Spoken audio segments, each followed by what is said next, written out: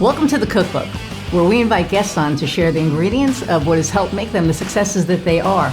All of it, the good, the not so good. You're not going to find anything half-baked here. And our kitchen gets messy sometimes. That's when the fun starts. So come on and join us.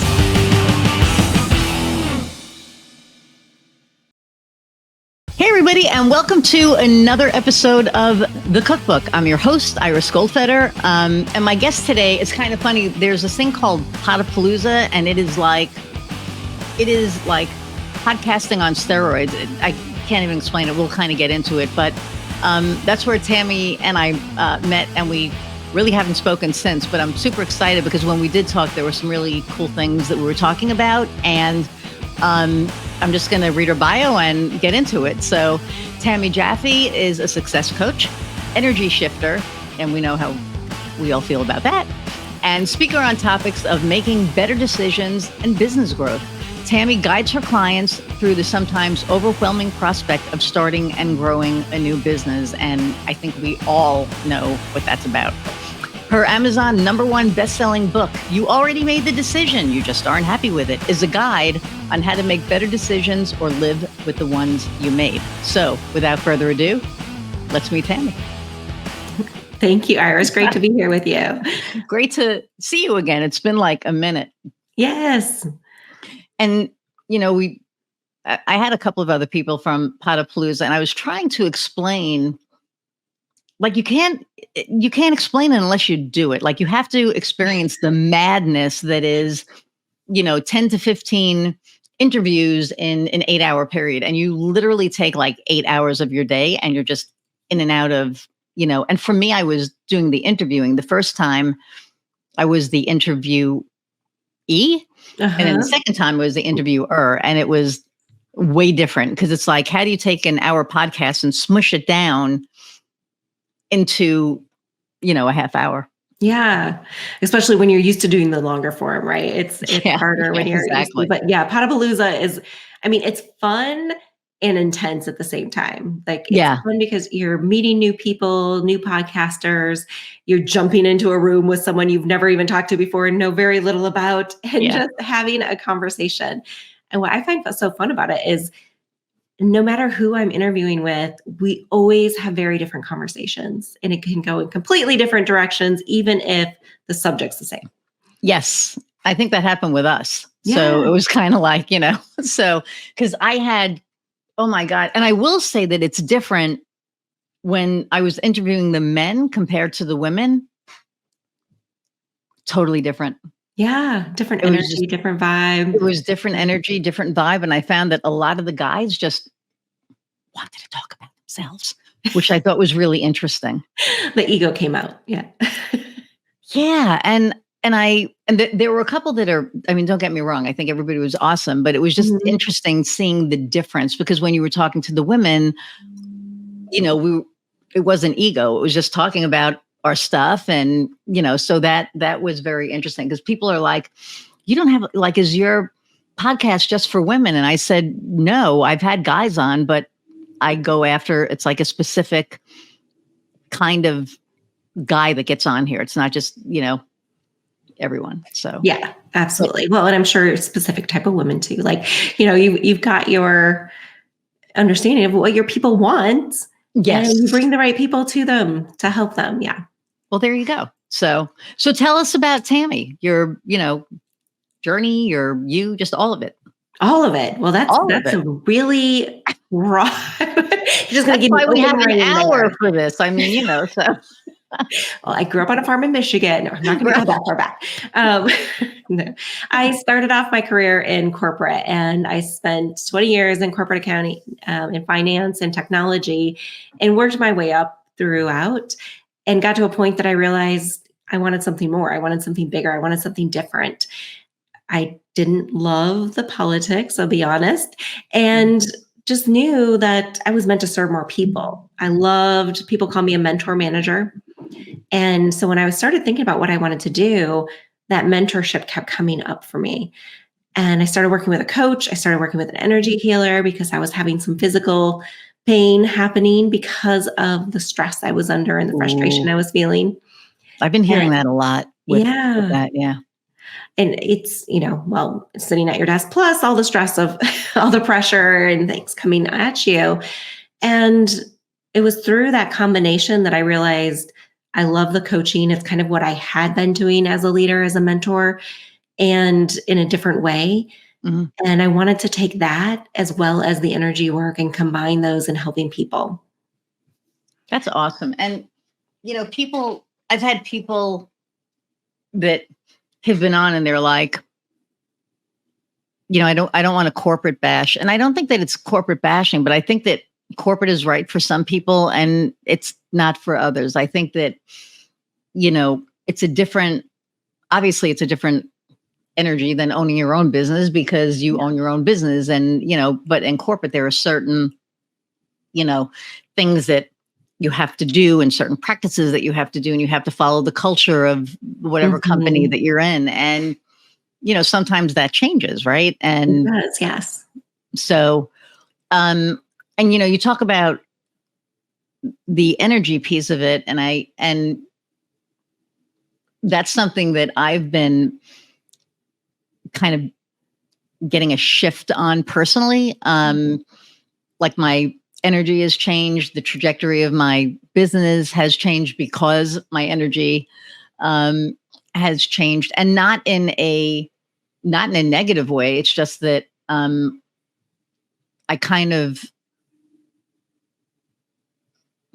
think the people that I work with now are different than the people that I used to work with. It's like I need people to align with my values. I'm not gonna say my values have changed, but I think what I tolerate has changed. So, oh, that's such a great point. Yes. Yeah.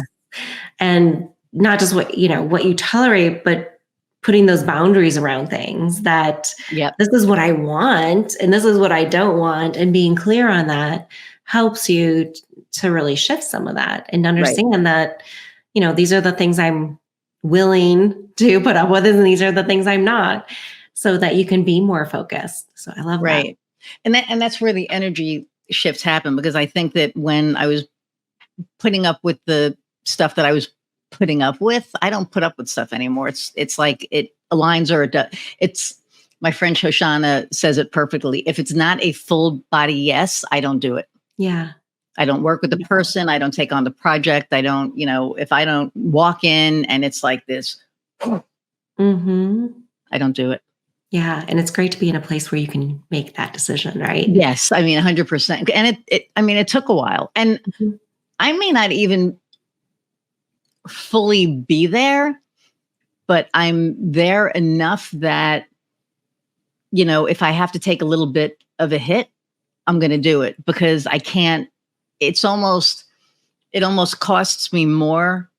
And I don't mean financially, right? I mean, like energetically, in my soul. And that's more important to me than anything at this point. So yeah, absolutely. We have to protect our own energy, because otherwise we just have nothing left to give. And so being really clear on what that is, being in the place where you can make those decisions. And I think sometimes it can be overwhelming for people starting, right? People starting their business can be overwhelmed by all the different options, all the different things that you have to do. And it's hard to know at that point, what do you say yes to and what do you say no to? And I don't think, when you first start, I don't think people know. They don't. I mean, when I first started, I was like, oh yeah, you want to work with me? Sure. And then like 2 months into it, I was like, oh my God, what, like I should have vetted this a little bit better, because at the end, some clients end up costing you more than what they're paying you just in time. And, you talk about boundaries. I had a client when I first started, and I'm going to be careful because I don't want to give too much away because they'll know who it was, but zero boundaries. Like I gave that person so much free crap just because of they were a new business. I was a new business, and I wanted to help them because I understood what being a small business was. And I would get texts at like 10 o'clock at night on a Saturday at night, like all of this stuff. And I finally had to send an email saying, hey, we need clearly to set boundaries here because you have none. And I saved the email. just to kind of remind myself, because I had another client a few months ago and I was like, I got to set a boundary because this is not, and I set the boundary and it was fine. It was completely respected. But to know that, to be able to foresee it because you've been through it before, right? Is like, Yes. whoa, wait, I see this happening. Let's just stop this now. Exactly. But sometimes you don't know when you haven't been through it. And so being able to Right. identify those things, that it's like, okay, I know I don't want to work with this type of person, or I know that this is going to be my boundary around when I'll receive or respond to. So that's my rule. Is it doesn't matter necessarily, because I'm going to turn my phone off after a certain time. If people are texting me, messaging me, I'm only going to respond during business hours. And so Right. even though my private clients get access to me, it's like within 24 hours and within business hours, I will respond.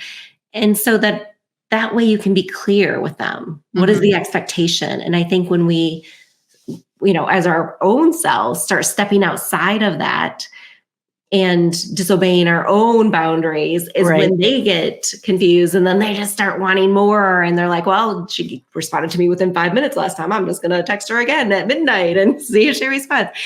So being able to really be clear with ourselves is so important.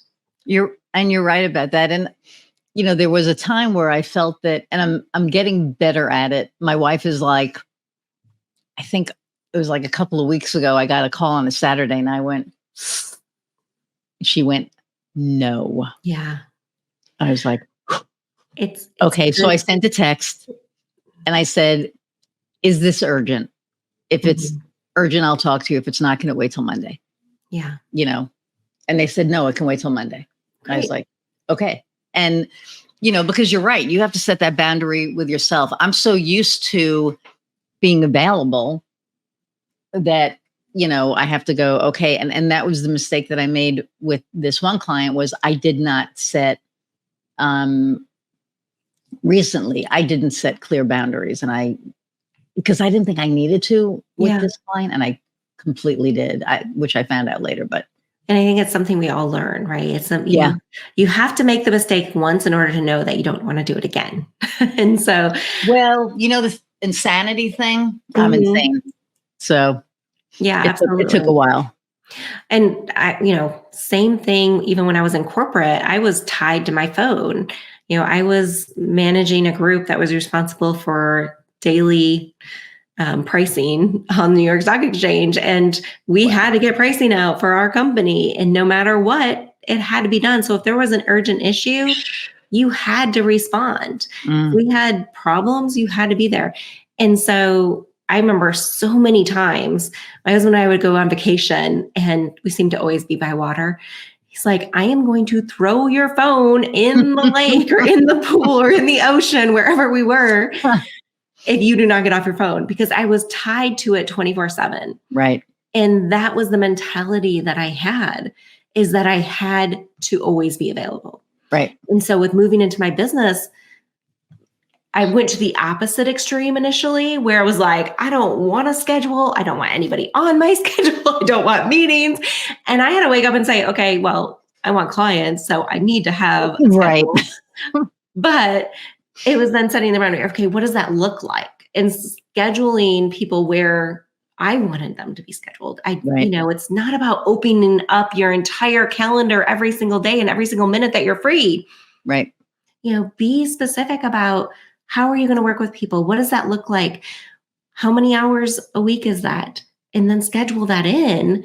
And so Mondays, are my kind of marketing and planning for the weekday. And then Fridays are kind of my catch up, do recordings and all the other stuff I need to do. And so I only work with clients typically Tuesday, Wednesdays, and Thursdays. And some of that's my groups and doing trainings and coaching hours with my groups on Wednesdays. And so now it's easier to say, okay, I've got specific hours. This is when I'm available. This is when you can schedule with me. And then having that structure in place has helped, myself. It's helped my family. Now I'm not worried about when things happen. I know when I can break away from things, and I'm not tied to my phone. Which is nice. I mean, so like with the podcast, we have Tuesday, Wednesdays, and Thursdays blocked off. And after the first of the year, so we're stopping recording. I think December 5th is like our last one for this year. Mm-hmm. And then we're not starting again until February, because these are like, this one will air in March or April. So if there's anything next year that you're thinking of promoting, let me know and we'll, do this now. But I mean, really, because it's like, we have so many episodes that we've recorded because we were doing it like 3 days a week. And then finally I was like, oh, holy crap, it's a lot. Yeah. And then, with my work schedule, like I stop it, I'll have like, I usually don't have meetings. I'll end them at 3:30. But this ran over because of something that I have going on next week. So, but I usually don't schedule stuff, up till 3:30 on Tuesdays, Wednesdays, and Thursdays. And, Monday for me is my in-person meeting day with my local clients. Mm-hmm. And then Fridays is usually, I'll work, I have a half a day up till noon. And then afternoon, I'm done. I'm working on stuff, or I'm just kicking off because I need to just kind of like decompress. Cause then, my wife has a regular job. So, she's home on the weekends, and, I used to work all weekend. Yeah. Now I don't. Yes, it's great to have that time together and be able to disconnect, right? Yeah. My husband doesn't see patients on Friday, so our Fridays are always flexible. Like, oh, see, that's nice. Yeah, sometimes we're working on something together, sometimes we're both doing our separate things, and other times we're like, let's just go away for the weekend or do something with the kids. Yeah, because you can. I mean, Kofi used to yell at me because, I would send him a text on Saturday and he's like, it's the weekend, stop working. Yeah. Yeah. I'm like, you're right. I'm not going to. And we went to Hawaii in November, and we did have one issue, but I was in a traffic jam in Hawaii. I mean, the ocean was here, the mountains were here. Yeah, tough. And it was like, right. So it was like 1:00 in the afternoon. So I call him and he's like, why are you calling me? You're in Hawaii. I'm like, I'm in a traffic jam and this client, blah, blah, blah. Because we were doing video for a client, and he went, seriously? I said, I'm getting ready to call her. So it was the only thing that I did, because in Hawaii, you're 5 hours behind everyone. Yeah. So that was the only thing that I did do. And he was like, oh my God, like if you call me again, I'm not even answering. So I was like, okay, but. Well, and we need those people in our lives that will wake us up and be like, okay, seriously, can you just, unplug and be where you are, especially when we're ambitious women like we both are, and we want to see results, and we want, high achievers have a really hard time saying no to things and putting those boundaries in place. So, if you guys are listeners and you're that high achiever and you're just, the one who's always accomplishing things, trying to do more, think about how that's impacting other areas of your life. Because a lot of times we'll focus it in one area, and then the other areas don't get as much attention because we think one's more important at that time. I mean, it's so true. And like my poor dogs, like I'm home, I work out of the house every day, and they're like, they sleep all day. I'm just messing with my heater because it's a little chilly in here. And, now they're sleeping, but I took a little break before, and it was like I left the house. They were like, oh my God, you're home. And I'm like, I'm right here, but for them, I'm not, because I'm not available. So I try to take between like a half hour and 45 minutes just to sit with them, whether we're watching TV, hanging out on the couch, just something to give them me time, because Heather will get home and she'll like throw, the ball. And so yesterday I actually had time. So yesterday or today is Wednesday. Yes, it was Monday. It was like 70 something degrees here. So I was like, oh my God, I spent a half hour throwing the ball with them. And Piper loves, playing fetch, and Skylar usually doesn't. But she was like, throw the ball at me. Oh my God, you're out here with us. And so they were both, I'm like, oh my God, I'm going to die, because now you both want me to throw the ball, and I'm getting way more cardio than I thought. But it felt so good to be able to do that and to see them really enjoying it, that it made me go, you know what, I need to do that more often, because these are my kids. Yeah. So, yeah, you get to throw the ball to your dogs. I throw a softball with my 2 girls. there you That's go, what we right? go do. They'll be Throwing home the ball. soon and we'll be out throwing a softball or playing volleyball. Yeah. Because every time my daughter comes home and she's like, okay, mom, can we go outside and play ball? So we will head out. But you need that break too, right? Yes. And yes. being able to step away from the desk and being able to do things with your kids that you love, whether they're your child kid or they're your pet kid, Yeah. they need your attention too. Yeah. And it also gives you like a mental break. Like you don't think about it, right? Because you're always like in it. And then you take that break. And I remember on Monday, I was like throwing the ball and I was trying to work out an issue with a client that I had and a vendor. It was like a double thing. And so when I stepped away and I was able to, play with them, like I think 15 minutes in, it was like, oh, yes. And then I figured it out by stepping away. I got to play with them for another 15, 20 minutes. And then I came in and handled what I needed to handle. But it was great for them. It was great for me. And just as a reminder for, you people out there that there was somebody who, gosh, where was I? I was at a networking event in Chicago. And this woman was like, I work all the time and I love it. I work 24/7. And I went, are you high? I mean, my filter is kind of gone. But, and she said, what do you mean? I said, you're not in business to work 24/7. You're in business so that you don't have to work 24/7. And she was like, oh. And then it was like, physician heal thyself. I got home and it was like, oh, yeah, I'm telling her that. And I mean, I'm not working 24/7, but I definitely was not taking as many breaks as I should have. Now I'm making it like a practice, that, it may not be the same time every day, but I am going to give myself that, half hour to spend with them so that, they don't think they only have one mom. So. Well, and it's hard sometimes to build that in. And sometimes we have to remind ourselves. And so one of the things that we've done is anytime we do a retreat, I always have time scheduled afterwards for downtime. Need it both mentally, need it because physically you're exhausted. But I also I get so ramped up because I love doing events and I love doing retreats. And so you get so excited about it and you're like there with the people and you're, and so I also have a moment of, I don't get to go out and do that today too. And so I miss the people and I miss the event. And so I'll always schedule in a massage afterwards. I will schedule a day of downtime. We did an expo just this last weekend and it was on a Sunday and we normally don't work on the weekends. So I was like, I need some downtime on Monday before I jump right back into things, because if we're not, we just constantly go. And I've been there and I've done that before and I know where it leads. And it's not always leading to the result you think it's going to lead to. You think if you just work more, do more, you're just going to be more and more successful. But the truth is, like you're saying, the answers come during those downtimes. Yeah. The answers come when you're resting, right? There's books out there that show, like, if you have a problem you're trying to solve, write down the problem before you go to bed or go take a nap, and you will have the solution by the time you wake up, because your mind will figure it out when you are not focused on it. And so when we can give ourselves that space to do those things, it makes a huge difference. Oh, yeah. Yeah.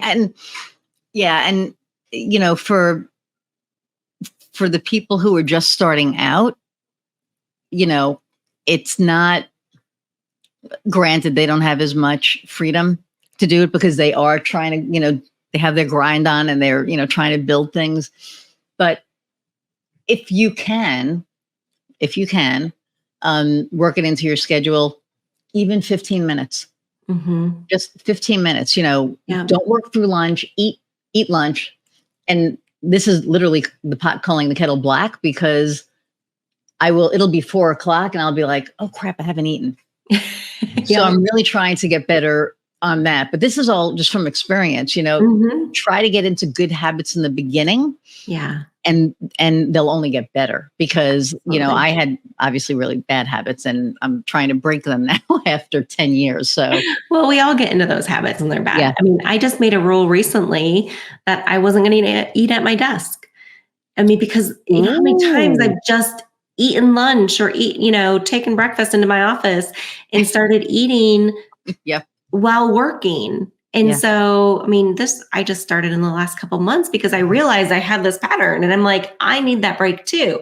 So, for those of you listening, you're like, oh, yeah, I do that too, or you don't take those intentional breaks, schedule it in. Yeah. And so, it's hard to get to going at first, but once you do, you realize that you are so much more productive. Mhm. And one of the things that we teach this in our time management class, but when you have that schedule and you mentioned those just getting started, a lot of times you're working a full-time job and you're trying to do this on the side. You're like, I don't have time for anything. And Mhm. what I realized is I created a schedule and I was working full time. I was a vice president at a Fortune 100 company. I was the head of real estate technology there. I had a lot of responsibilities, but I figured it out. And so what I did is every Wednesday night, I went into my husband's office and that was my school night, I called it. I was working on my certification, doing the trainings, everything I needed to. And then I had set hours on Saturdays as well where I would work with clients. But I also put into my schedule exactly when I was going to be spending time with my family, when was going to be kid time. And so we would have certain things we would do on Sundays. And then at night, like we have dinner time and we play games at dinner. And I realized that I was being so much more intentional with them Hmm. that even though I had less time or it felt like I had less time, they were feeling like I was spending more time with them because before what I was doing is I would come home and like we're eating dinner and I'm thinking about all the things I need to do at work and I'm then pulling out my computer and doing things and I wasn't being intentional with my time with them. Right. And so if that's you and you guys struggle with the family time or having the balance, be more, and I know being more rigid on your schedule doesn't sound fun, but it actually helps in so many ways to have that plan. Right. Because now I can say, hey, honey, I'm going to be with you in 20 minutes. This is mommy and you's time. We're going to spend the next hour together and we're going to do something you want to go do. And then they're excited about like they have that dedicated time. Right. Right. So, and and you're talking about eating at your Yeah. desk. I'm just like, I munch, but so that's kind of what advice do you have for somebody? Because there are a lot of entrepreneurs that are still working, but there are people that aren't, right? And they're just starting out. So, what advice do you have for someone who's thinking about, becoming an entrepreneur or who's a new entrepreneur? Yeah. Well, first of all, congratulations. It's an exciting time. It can be scary and exciting. I call these your OMG moments, those moments that excite you and scare you at the same time. Those are the moments we should live for in our life. Those are the moments we keep working for. And the advice I have for you when you're getting started, which is just getting going, one, find someone who's been there before and can guide you through it because there is so much to learn. Mm-hmm. And what you will find is as soon as you put that entrepreneur hat on and you're like, hey, I'm an entrepreneur now, all of a sudden you start getting targeted with all these different ads and all these different people saying, you've got to try this one thing. I've got everything you need to get all the leads in the world. And I've got the one thing that's going to make you millions. And you get sucked in to these too good to be true ads that keep popping up in your Facebook because every social media now knows you're an entrepreneur. And you don't know what's the right thing and what's the wrong thing. And all of them have a place and a time. They're not all right for startups. And so understanding what to do kind of when in your business is so critical. And understanding that the influencer you're seeing out there, that's not your starting point. Right. You can build to get there. But they did a lot of things to get there, and it may feel like they were an overnight success, but they probably spent 5, 10 years getting to that overnight success. Yes. So I always say that an overnight success takes about 10 years. Yeah. And I think that, all of those things, some of them aren't right. Some of them are scams. I mean, they see, fresh blood. And I just did a post on LinkedIn today. Stop selling me.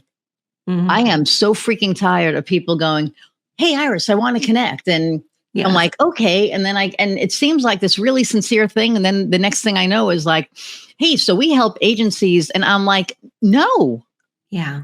no, I'm blocking your ass. Like, I'm done. And so it happened again. And this woman was like talking to me for about a week, and very superfluous kind of conversation. I was like, I already know where this is going. And so I said to her, I said, look, if you're really not trying to build a relationship and you're just trying to sell me something, I'm just not interested. I have everything that I need. And she said, well, let me tell you about, and I literally just said, Right. I am not interested. And she went anyway. So that showed me, number one, she didn't respect a damn thing that I was thinking or saying. And number two, this was her idea. So I did this post, and it was like perfect timing, because I was just like, I am done. Stop trying to sell me. If you don't tell me where you know me from, who referred you, whatever. And if you do and you still try to sell me, I'm blocking you. Yeah. I don't care if you're my best friend's, friend.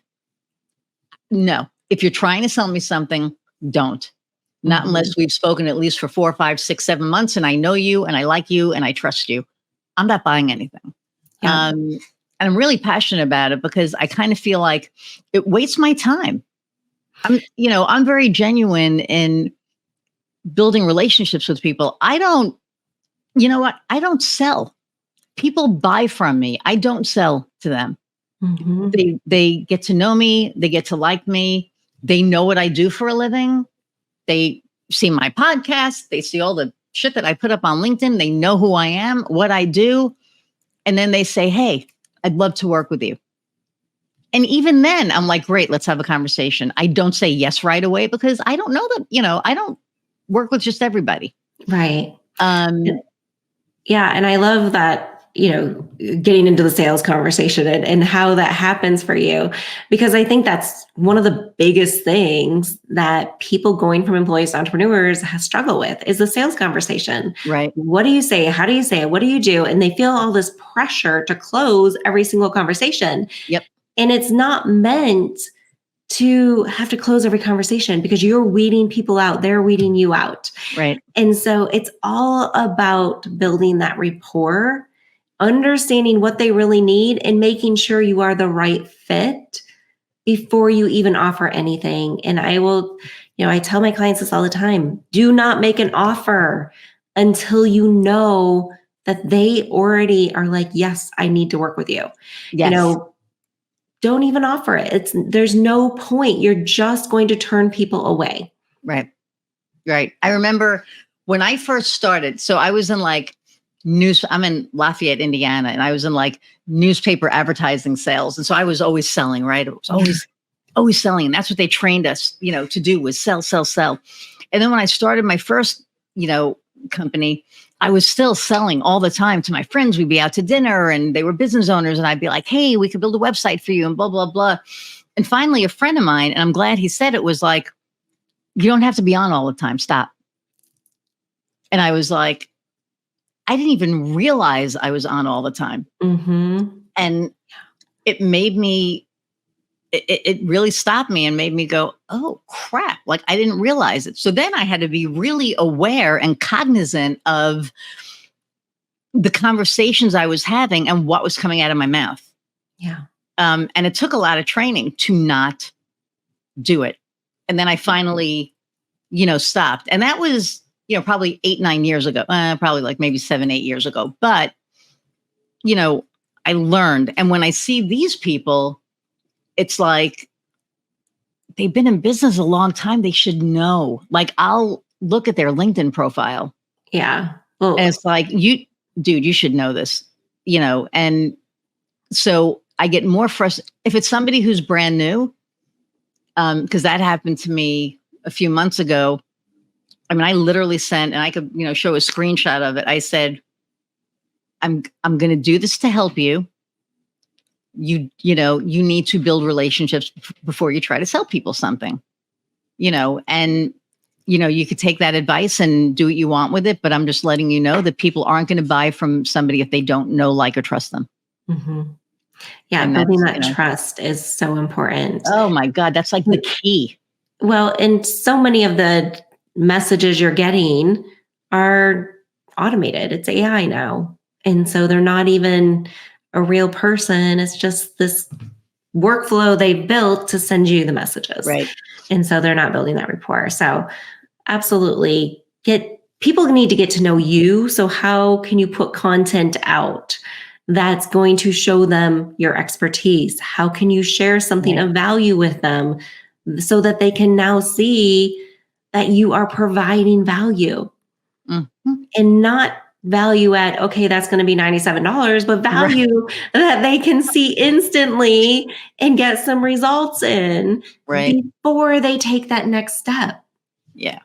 Yeah. And it's, people don't, they don't understand it. And I hope that, with these episodes that the people that are listening, glean, if they don't glean anything else from this, if they glean that. I got this message, I don't know, it doesn't matter when it was, but it was on LinkedIn, and it said, hey, Iris, would love to connect, blah, blah, blah. And I said, sure. And I connected. And then I think the message that I got back was, hey, Michelina, thank you so much for connecting. And I went and I wrote back, and I, do curse on this, but I'll behave. I was like, who the is Michelina? Yeah. And I went delete. I said, whether this is AI or if you're a real person, you need to get your shit together. Because I was just like, Michelina, and I did a post on that. And people, I will tell you, if you keep doing this stuff, I'm just going to keep posting about it, because it is the most annoying thing in the world. I do 3 posts a week on LinkedIn, and I do the podcast on Tuesday. I do some kind of a lesson on Wednesday, and today was Stop Selling Me. And Thursday, it's something personal. So the people get to know, who I am, and they get to know my values, and they get to, and I have it set like that on purpose, because I never sell them. Yeah. I never say, hey, are you I will say, do you want to learn more? Let's hop on a call. Yeah. Let's hop on a call. Let's get to know each other, because, that's important to me. It's not just important that they know me. It's important that I know them, so I know if I can help them, because I'm not going to work with somebody that I can't help, because then I can't, what am I doing? I'm taking money, and I'm not, they're not getting results, and they're going to be like, whoa, she's a real, piece of work. So yes. So it's a double-edged thing, is, because you want to get to know me. I want to get to know you. Yeah. But I love that you do that. I love the consistency there. I mean, consistency is so important in your business, right? Just you're showing up. You have certain days that you do different styles, different types of videos, talk about different things. And so people see you, and you're consistently showing up. You're consistently sharing. You've got your podcast, and that's what helps you build the momentum. And too many times people, they try the one thing, like it didn't go as well as I wanted, so I'm going to go try something else. But you're not going to get the results from your first Facebook Live or your first LinkedIn Live. You've got to be consistent and keep showing up and keep bringing the message and start building that in order to get the momentum. Right. And I think that a lot of people out there are, well, I'm going to post once in a while. And it's like, I had a client who was posting every 6 months. And I said, I'm just going to give you advice. You're going to do this on your own, but I'm going to give you the advice that you need to be a little bit more visible than once every 6 months, because especially with what you're trying to do, they're not going to know you. They're going to know that you show up every once in a while. And if you show up every once in a while here, how are you going to show up, in your business. Right. And they may be somebody who shows up all the time for their clients, but you don't get that consistency. People don't think that, you're consistent in what you do. And that's why I try to be really consistent. I try to be consistent in my messaging. One of the things that I'm passionate about now is ADA compliance. And I'm speaking about that everywhere that I can. Yeah. Because, there's DEIAB out there and disabilities aren't included in that. Mm-hmm. How? Like, is that even possible? Right. But it's so important to me that's what my soapbox has been on. It's just been, that. And that's gotten so much traction. And I didn't do it to get traction. I did it because it's a passion of mine. Mm-hmm. But that comes across when people see that you're passionate about stuff. They're like, oh, well, hell, number one, I didn't know that was a thing. And number two, now that I do, can we talk about that? Is that something you can help me with? 100%. Yes, I can. But they wouldn't know that if I wasn't talking about it. But again, I wasn't talking about it to get clients. I was just talking about it because it's just really like, why leave a portion of the population out, right? Like, why make the user experience on your website uncomfortable for a certain part of the population? It just didn't make sense to me. Yeah. So, yeah. And a lot of people who haven't been exposed to that don't even think about it sometimes. So you being able to share that message and make people more aware is going to make an impact, which is awesome. Yeah. I spoke to the National Institute of Social Media last week on it. It was the first presentation that I ever gave that wasn't like a BNI presentation. Yeah.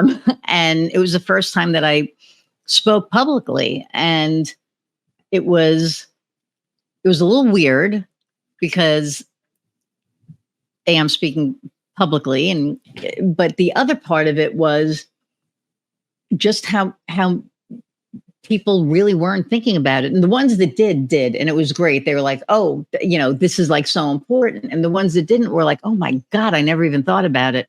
Yeah. The other thing that they don't think about, and, from like a business perspective, is if you have employees, if you have 5 or more W-2 employees and your website isn't ADA compliant, you can be sued. Mm-hmm. And, some people think it's a scare tactic, and it's like, it's not a scare tactic. It is an actual fact. There are bots going around. Yeah. People have set these bots around and they are checking websites for businesses, and, it is what it is. So there's like a moral piece to it, but then there's also a financial piece to it as well, that, people are starting to, notice it, and people are, if you're not compliant, then, you could get in trouble. So it's, again, there's like all these, I feel like in marketing, there's all these like double-edged swords, right? It's like, there's, the moral piece, but then there's like the legal piece. Mm-hmm. And I try not to talk about the legal piece right away because it scares people. I did a webinar and I mentioned that, and somebody went into like a complete panic. I was like, oh my God, Iris said that we can be sued, and, all of this stuff. And it was like, no, that's not why that wasn't why I said it. I wanted you to be aware, not to be panicked. Right. Yes. And so when I present now, it's like we redid the presentation to where, yes, legal is part of it, but you should really do it just to be a morally, correct person because, Yes, because you're helping other people and giving that availability to others. And I think there's a lot of things out there that people just aren't aware that those are rules, those are regulations, those are things you need to do. Mm-hmm. And so when we can bring light to those things, it brings that awareness, helps people to put the right things in place, because it's when you're working for somebody else is giving you all the rules and the regulations and everything. And now you've got to figure all that on your own. And so not being overwhelmed by it, but just seeking out the right advice and the right, legal advice, accounting advice, finance, all of those areas where it's not your expertise, just have the right people in your pocket. Right. And when we build websites now, I actually have a developer who is strictly for, clients that need the ADA compliance.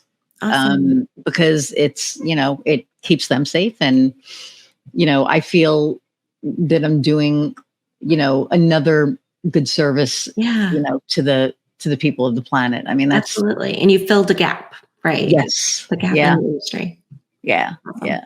So there are, seasoned entrepreneurs out there that have gone through obstacles and stuff like that. So what advice do you have, or is there an obstacle that you've overcome? Or I don't know if you can hear that, my dog's going nuts, but sorry if you can. What's an obstacle that you've overcome or that you're going through? Or Yeah, it's such a great question. I mean, I think at every phase of business, we go through different obstacles. And one that we've gone through recently, I think, is just making a big shift. You get to a point in your business and things are starting to run smoothly and you've got certain programs in place. And then you realize you want to make some changes. And how do you go through those transitions and communicate that with your clients, communicate that with your staff, communicate that with the teams, and making sure that everyone's on the same page? And so that was something we had to lay out recently with our businesses. I made some shifts because, we have, I have my business, my coaching business. My husband has a chiropractic business, which I'm involved in for many aspects of leadership and marketing. And then we also started a laser sculpting business.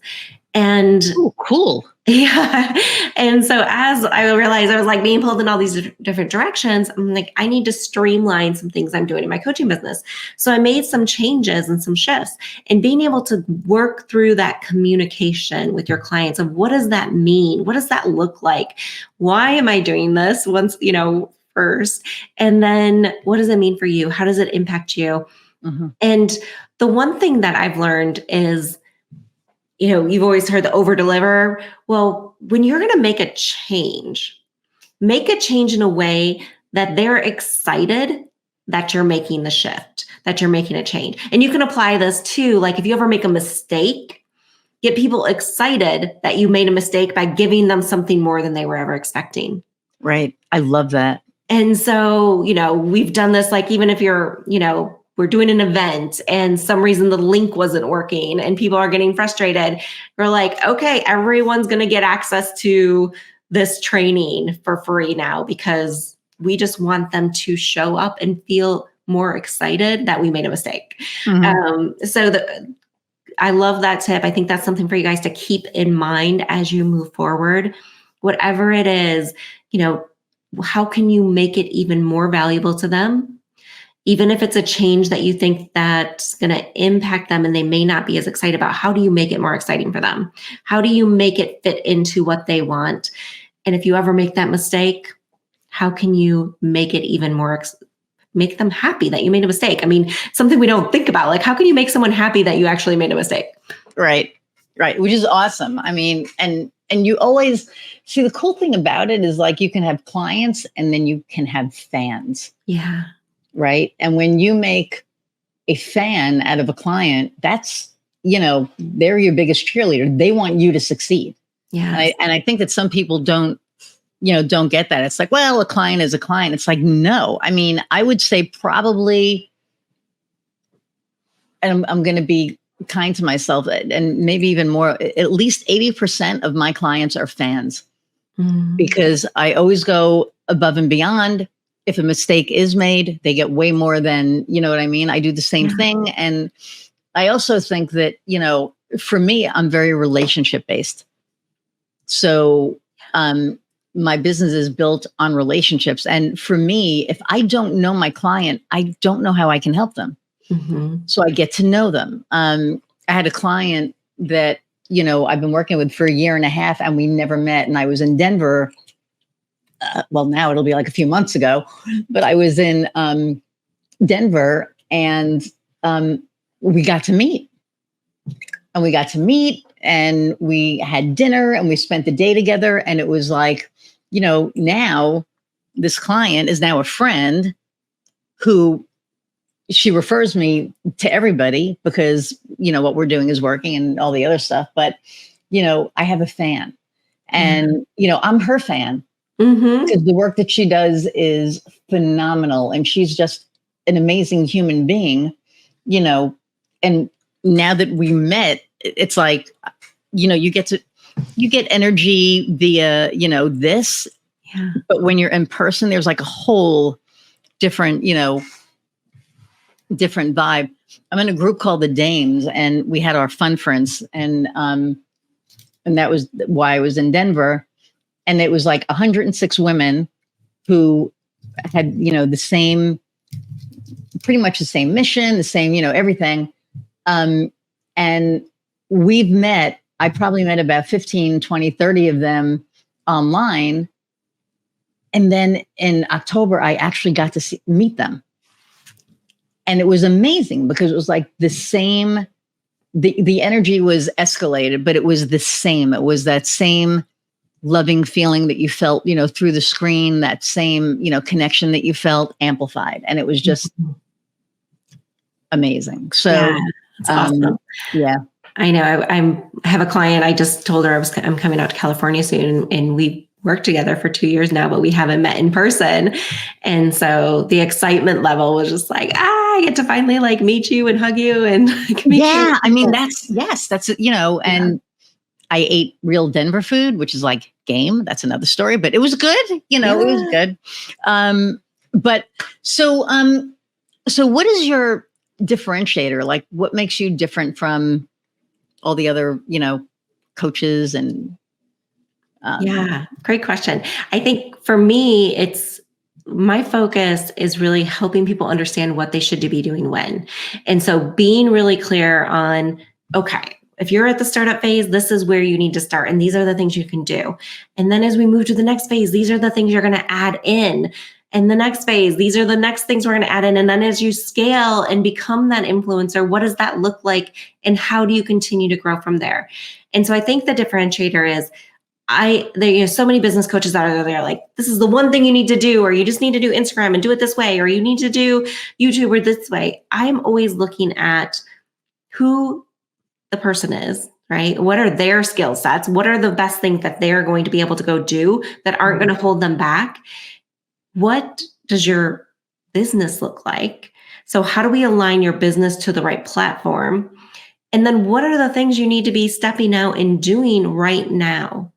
And so getting them focused, getting them to understand exactly where they are and how we can help them move forward, how we can jump those levels quickly by staying focused and by doing the things that are going to work for you based on the phase you're in, by understanding where your clients hang out, by understanding what they're doing and where they're at.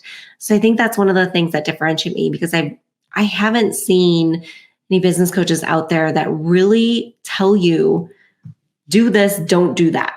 Like there's too many out there that are just saying, yes, do this one thing, and that's what's going to make you your millions. Well, that one thing isn't always right based on where that person is or where their audience is. Right. And honestly, you're not going to make millions right away. You have to go through things, and you have to do things, and you have to, figure it all out. It's I mean, I was talking to somebody today. I like puzzles. Mm-hmm. That's why my business model works for me, because we're all-in-one marketing solutions, but I work with only contractors. I have no employees. Yeah. So for me, somebody comes to me and I put a customized plan together.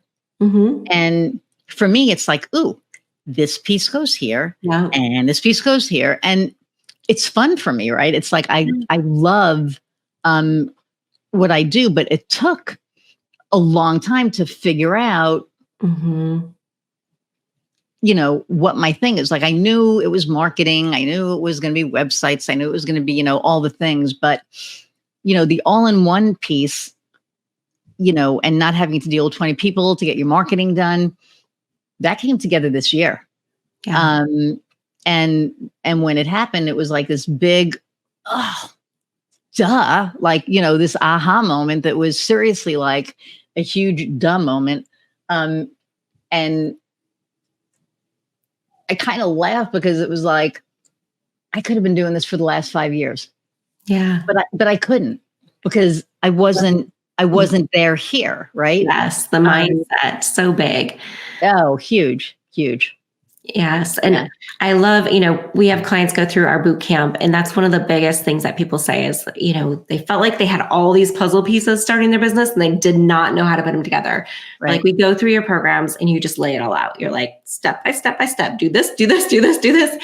And, I was just actually, before we jumped on this, recording some of our mindset trainings that we do, because mindset is the key To throughout it everything. all. Like, Mhm. I can give you strategies all day long, and other people can give you strategies. But if your mindset is saying, no, you're not good enough, you can't do that, you're not the expert, you're never going to go do it. Or Right. you're not going to do it the right way. You're not going to step out with the confidence that you need. You're not going to have the courage to actually go do the things you need to do.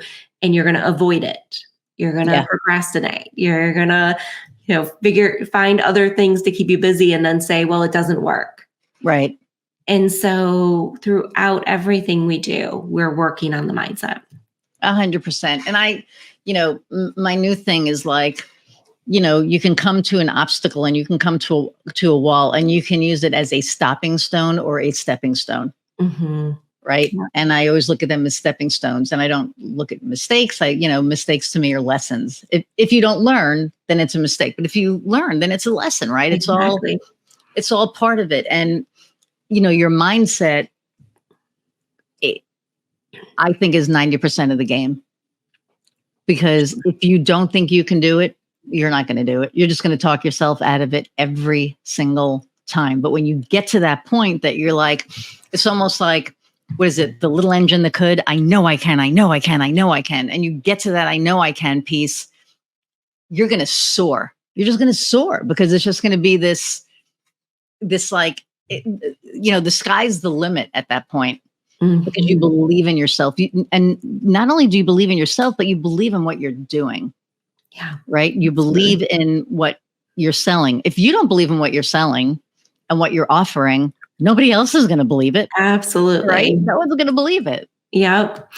So in my book, I talk about the formula for a lasting change. And, the book is all about how to make better decisions or make those lasting changes in your life. And the formula I use is the clarity trifecta. And it gets into a lot of what we're talking about. When you want to make a change, you have this clarity bubble that I call it's like really small when you're starting out. It's like the size of a penny. And you're like, yes, I kind of want to do something. I have this idea. I want to make a shift. I want to get out of a relationship. I want to start a business. I want to lose the weight. I want to, do something different. And you want to make a change, but you don't know how to do it yet. You don't know who can help you with it. You don't know what the results are going to be. You don't know what the goal is. Like, there's all these questions you have. And so as you start getting answers to those questions, that clarity bubble starts to grow. And on the outside of that bubble is a triangle. And that's the clarity trifecta. And when you start to get clarity around what it is you want to do, see others who are doing it and start to believe that it can happen, your confidence starts to grow. And then you start to get results, and your confidence, that faith and belief in yourself, like you were saying, starts to grow. Mm-hmm. And then you get the courage. And that's the other side of the triangle. You get the courage to take the first step. And then the next step becomes a little more clear, and you take the next step, and then the next step, and then the next step. And as your courage starts to grow, you start doing more of what's working. And the consistency around that helps you to grow, to get momentum. And then the bottom part of the triangle is your commitment. And everybody, will say it starts with commitment. And yeah, you have to have enough commitment to go get the answers and get the clarity for what you want to do. Mm-hmm. But it's really hard to be committed to something that you're not clear on. It's really 100%. Hard. Yeah. And so you've got to get the questions answered. And as you do, your commitment will start to grow as well. Yeah. And it's so funny. So like, I think it was about 6 years ago, maybe 5 years ago, I was going to hire a salesperson. And they said, well, what do you do? Mm-hmm. Like, how do I sell you? And I couldn't explain it. I was like, oh shit, I don't know how to never mind, this is not the right time. And then when I did get clear, I interviewed a couple of salespeople. That's another conversation for another day. Whew, that was interesting. But I was clear on it, and I could explain, this is what I do. This is what I need you to do. And now I have somebody out there who's doing sales for me. Awesome. And I told them, like, the first thing I said was, don't be like the LinkedIn salespeople. We don't want to go out and scare people. We want to build relationships. So you build the relationship.